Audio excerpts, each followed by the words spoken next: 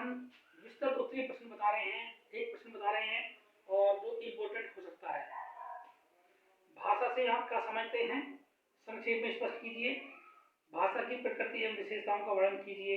भाषा की आवश्यकता एवं महत्व पर प्रकाश डालिए। या अथवा भाषा का अर्थ स्पष्ट कीजिए तथा परिभाषित कीजिए।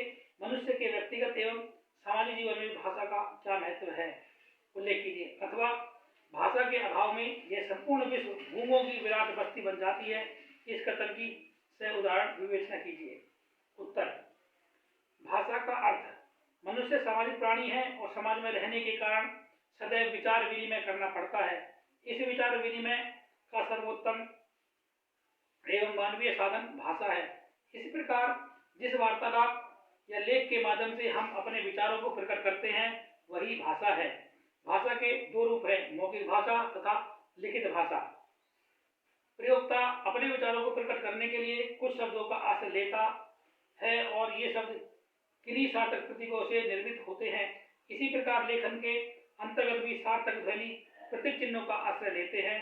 अतएव भाषा सार्थक ध्वनि प्रतीकों की वह व्याख्या है जिसके माध्यम से इसके प्रयोक्ता या श्रोता परस्पर विचारों का आदान प्रदान करते हैं। विचारों का यह आदान प्रदान मौखिक या लिखित दोनों रूपों में हो सकता है। भाषा की परिभाषा: भाषा के संबंध में कुछ विद्वानों की परिभाषाएं निम्न प्रकार है। रामचंद्र वर्मा के अनुसार मुख से उच्चारित होने वाले शब्दों और वाक्यों आदि का वह समूह जिसके द्वारा मन की बात बताई जाती है भाषा कहलाती है। स्वीट के अनुसार ध्वन्यात्मक शब्दों के द्वारा विचारों को प्रकट करना ही भाषा है। प्लेटो के अनुसार विचार आत्मा की मूक या न्यात्मक बातचीत है, पर वही जब ध्वन्यात्मक होकर होठों पर प्रकट होती है तो उसे भाषा की संज्ञा दी जाती है। क्रॉन्च के अनुसार भाषा व्यक्ति की दृष्टि से उच्चारित एवं सीमित ध्वनियों का संगठन है। गुन्ना तिवारी के अनुसार भाषा उच्चारण अवयवों से उच्चारित स्वेच्छाचारी ध्वनि प्रतीकों की वह अवस्था है जिसके द्वारा एक समाज के लोग आपस में भावों और विचारों का आदान प्रदान करते हैं। वांद्रिया के अनुसार भाषा एक प्रकार का चिन्ह है, चिन्ह से आशय उन प्रतीकों से है जिनके द्वारा मानव अपना विचार दूसरों पर प्रकट करता है। ये प्रतीक कई प्रकार के होते हैं, जैसे स्पर्शग्राह्य, नेत्रग्राह्य और श्रोताग्राह्य। भाषा की प्रकृति एवं विशेषताएं। भाषा की प्रकृति एवं विशेषताएं। भाषा की प्रकृति एवं विशेषताओं निम्नलिखित बिंदुओं के आधार पर स्पष्ट किया जा सकता है। नंबर 1, भाषा पैतृक संपत्ति नहीं है। कुछ विद्वानों के अनुसार पिता की भाषा पुत्र को मिलती है, अर्थात जिस प्रकार पैतृक संपत्ति पर पुत्र का अधिकार होता है उसी प्रकार भाषा भी उसे धरोहर के रूप में मिल जाती है। किंतु यह मत सदैव सत्य नहीं है। यदि किसी भारतीय बच्चे को जन्म के कुछ ही दिन पश्चात पालन पोषण के लिए इंग्लैंड भेज दिया जाए तो वह वहां पर भारतीय भाषा नहीं बोल सकेगा, वहां उसकी मातृभाषा अंग्रेजी ही होगी। यदि भाषा पैतृक संपत्ति नहीं होती तो वह बालक भारतीय भाषा ही बोलता है। नंबर 2, भाषा परंपरागत है। व्यक्तिगत उसका अर्जन कर सकता है, उसे उत्पन्न नहीं कर सकता। भाषा परंपरा से चली आ रही है। व्यक्ति परंपरा तथा समाज में उसका अर्जन करता है। एक व्यक्ति उसे उत्पन्न नहीं कर सकता किंतु वह उसमें परिवर्तन आदि करा सकता है। यदि भाषा का कोई जनक तथा जननी है तो वह परंपरा तथा समाज है। भाषा का कोई अंतिम स्वरूप नहीं है। नंबर 3, भाषा कभी भी पूर्ण नहीं होती, अर्थात वह कभी नहीं कहा जा सकता कि अमुक भाषा का अंतिम रूप अमुक है। वस्तुतः भाषा से हमारा अभिप्राय जीवित भाषा से होता है। मृत भाषा का अंतिम रूप तो अवश्य अंतिम होता है, किंतु जीवित भाषा में यह बात नहीं है। भाषा परिवर्तनशील विकास की एक प्रक्रिया है। नंबर 4, भाषा संयोग अवस्था में वियोग अवस्था की ओर जाती है। पहले व्यक्तियों का विचार था कि भाषा वियोग अवस्था से संयोग अवस्था की ओर जाती है। कुछ व्यक्तियों का विचार था कि भाषा दोनों परिस्थितियों से होकर गुजरती है, परंतु अब दोनों ही विचारों में कोई तथ्य नहीं रह गया है।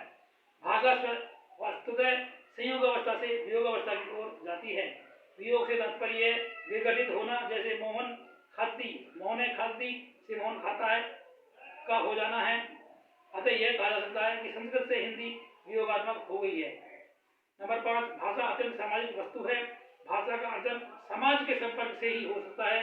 वास्तविकता यही है कि भाषा का जन्म समाज में होता है, उसका विचार समाज में होता है तथा उसका प्रयोग भी समाज में होता है। क्योंकि मनुष्य एक सामाजिक प्राणी है, इसलिए उसे विचार विनिमय के लिए भाषा की आवश्यकता पड़ती है। नंबर 6, भाषा स्थूलता से सूक्ष्मता की और अटोटता से प्रौढ़ता की ओर जाती है। भाषा शुरू से स्थूल होती है, परंतु धीरे धीरे वह सूक्ष्म भावों तथा विचारों के आदान प्रदान के लिए सूक्ष्म तथा अप्रौढ़ से प्रौढ़ होती जाती है। परंतु ये सभी बातें प्रयोग पर भी निर्भर करती हैं। वर्तमान समय की हिंदी प्राचीन समय की हिंदी की तुलना में सूक्ष्म तथा प्रौढ़ है, परंतु संस्कृत की तुलना में उसे सूक्ष्म तथा प्रौढ़ नहीं कहा जा सकता, क्योंकि हिंदी अभी तक उन अनेक क्षेत्रों में प्रयुक्त को विकसित नहीं हुई जिसमें संस्कृत आज से हजारों वर्ष पहले हो चुकी है। नंबर 7, भाषा अर्जित संपत्ति है। मनुष्य भाषा का अर्जन अपने चारों ओर के वातावरण से करता है। इस तथ्य की पुष्टि कई उदाहरणों से की जा सकती है। जैसे यदि एक भारतीय बालक का अंग्रेजी के वातावरण में पालन पोषण किया जाए तो वह अंग्रेजी ही सीखता है। अतः स्पष्ट भाषा अर्जित संपत्ति है, न कि पैतृक संपत्ति। नंबर 8, भाषा का अर्जन अनुकरण द्वारा होता है। भाषा का अर्जन अनुकरण द्वारा होता है। बच्चे के सामने माँ रोटी को रोटी कहती है, वह उसे सुनता है तथा धीरे धीरे उसे स्वयं कहने का प्रयत्न करता है। वैसे अनुकरण मनुष्य का सबसे बड़ा गुण है। हम भाषा को अनुकरण के सहारे ही सीखते हैं। नंबर 9, भाषा कठिनता से सरलता की ओर अग्रसर होती है। सत्यता यही है कि मनुष्य न्यूनतम समय में महत्तम कार्य करना चाहता है। मनुष्य को यही प्रवृत्ति भाषा के लिए भी उत्तरदायी है। जैसे टेलीविजन को केवल टीवी कहकर ही काम चला दिया जाता है, वास्तविक शब्द कष्ट साध्य होने के कारण सिर्फ टीवी कहकर काम चला दिया गया। व्याकरण में यही नियम लागू होता है, जिसके अंतर्गत आरंभ में तो अनेक रूपों तथा अपवादों की अधिकता थी, परंतु धीरे धीरे आधुनिक भाषाओं तक आते जाते नियम बनकर रूप कम हो गया। भाषा चिर परिवर्तनशील है। वस्तुतः भाषा के मौखिक रूप को भाषा कहा जाता है, लिखित रूप तो उसके पीछे पीछे ही चलता है। मौखिक भाषा को व्यक्ति अनुकरण द्वारा सीखता है, परंतु अनुकरण हमेशा अपूर्ण होता है। इसी कारण भाषा में सदा परिवर्तन होते रहते हैं। अनुकरण पर शारीरिक तथा मानसिक विभिन्नता या प्रभाव पड़ता है, जिनकी सूक्ष्म विभिन्नता भी भाषा में परिवर्तन का कारण बन जाती है। भाषा की आवश्यकता एवं महत्व। भाषा के बिना मनुष्य पशु के समान है। भाषा के कारण ही मनुष्य सर्वश्रेष्ठ प्राणी है। भाषा का आविष्कार एवं विकास वस्तुतः मनुष्य का विकास है। मनुष्य के व्यक्तिगत एवं सामाजिक जीवन में भाषा के महत्व को निम्न प्रकार समझा जा सकता है। नंबर 1, ज्ञान प्राप्ति का प्रमुख साधन। भाषा के माध्यम से ही एक पीढ़ी समस्त संचित ज्ञान सामाजिक विरासत के रूप में दूसरी पीढ़ी को सौंपती है। भाषा के माध्यम से ही हम प्राचीन और नवीन आत्मा और विश्व पहचानने की सामर्थ्य प्राप्त करते हैं।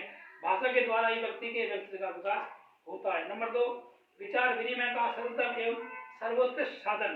बालक जन्म के कुछ ही दिनों पश्चात परिवार में रहकर भाषा सीखने लगता है।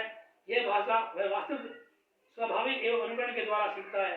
इसे सिखाने के लिए किसी अध्यापक की आवश्यकता नहीं होती है। यह विचारक विनिमय का सर्वोत्तम साधन है, क्योंकि भाषा संकेत एवं चिन्हों से श्रेष्ठ है। नंबर 3, सामाजिक जीवन में प्रगति का साधन। भाषा समाज के सदस्यों को एक सूत्र में बांधती है। भाषा के माध्यम से ही समाज प्रगति के पथ पर आगे बढ़ता है। भाषा जितनी विकसित होगी, समाज उतना ही विकासशील होगा। भाषा के माध्यम से समाज के नैतिक व्यापार ही संपन्न नहीं होते, अपितु उसकी संस्कृति भी अक्षुण्ण रहती है। यह भाषा ही है जिसके आधार पर विभिन्न क्षेत्रों, विभिन्न जातियों एवं धर्मों के लोग मिलजुल कर रहते हैं। वस्तुतः भाषा समाज को जोड़ने में सहायक है। अतएव यह कहा जा सकता है कि भाषा सामाजिक जीवन में प्रगति का साधन है। व्यक्तित्व के निर्माण में सहायक। भाषा व्यक्तित्व के विकास का महत्वपूर्ण साधन है। व्यक्ति अपने आंतरिक भावों को भाषा के माध्यम से अभिव्यक्त करता है तथा इसी अभिव्यक्ति के साथ अंदर छिपी अनंत शक्ति अभिव्यक्ति होती है। भाषा राष्ट्र की एकता का आधार। समस्त राष्ट्र प्रशासन का संचालन भाषा के माध्यम से होता है। भाषा राष्ट्र एकता का मूलाधार है। इसके साथ ही कोई अन्य भाषा भी विभिन्न राष्ट्रों के बीच विचार विनिमय, व्यापार एवं सांस्कृतिक आदान प्रदान का साधन बनती है। चिंतन एवं मनन की बात। हम भाषा के द्वारा ही विचार, चिंतन एवं मनन करते हैं। मानव अपने विचारों की ऊंचाइयों के कारण ही सभी प्राणियों में शिरोमणि समझा जाता है। सुख, सारिक आदि पक्षी केवल थोड़े से समझने योग्य विचार व्यक्त कर सकते हैं।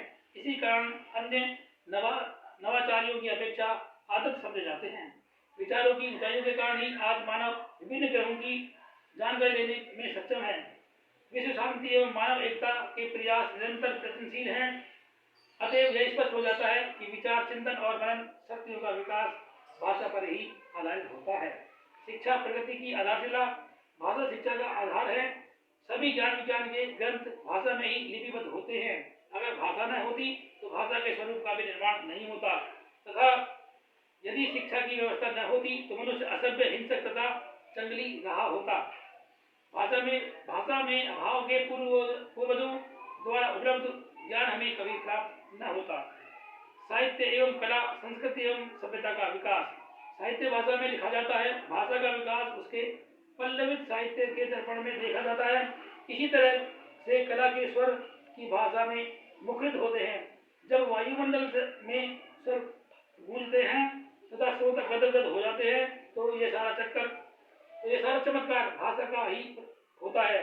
भाषा के द्वारा हमें अपने समाज के आचार व्यवहार तथा अपनी विशिष्ट जीवन शैली से अवगत होते हैं, और भाषा के द्वारा ही हम नवीन आविष्कारों के आधार पर एक नवीन सृष्टि का सृजन करते हैं तथा अपनी भाषा को उन्नत बनाते हैं। आज के लिए इतना ही। ये एक क्वेश्चन है, विस्तृत क्वेश्चन।